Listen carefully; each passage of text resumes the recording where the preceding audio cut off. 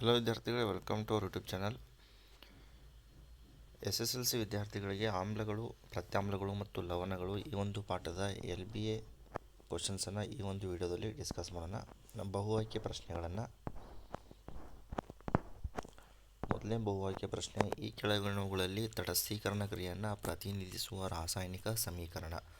ತಟಸ್ಥೀಕರಣ ಅಂದರೆ ಆಮ್ಲ ಪ್ರತ್ಯಾಮ್ಲ ಸೇರಿ ಲವಣ ಮತ್ತು ನೀರು ಮತ್ತು ಬಿಡುಗಡೆಯಾಗುವ ರಾಸಾಯನಿಕ ಕ್ರಿಯೆಯನ್ನು ತಟಸ್ಥೀಕರಣ ಅಂತ ಕರಿತೀವಿ.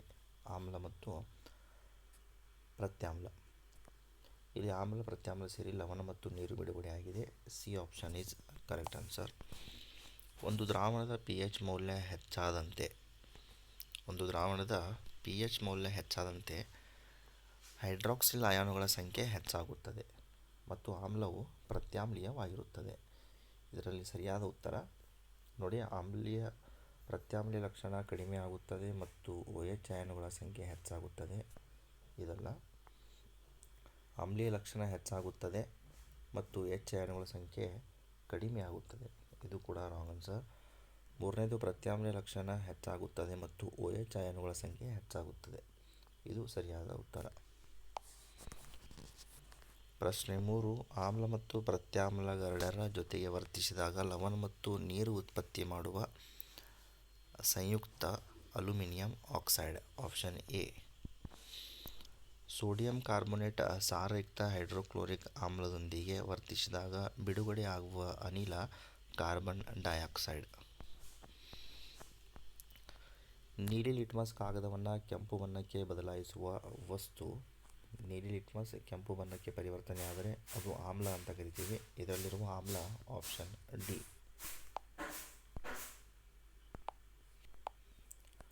ಪ್ರಶ್ನೆ 6: ತುರಿಕೆ ಗಿಡದ ಎಲೆಗಳ ಚುಚ್ಚುವ ಕೂದಲಿರುವ ಆಮ್ಲ ಮೆಥನೋಯಿಕ್ ಆಮ್ಲ.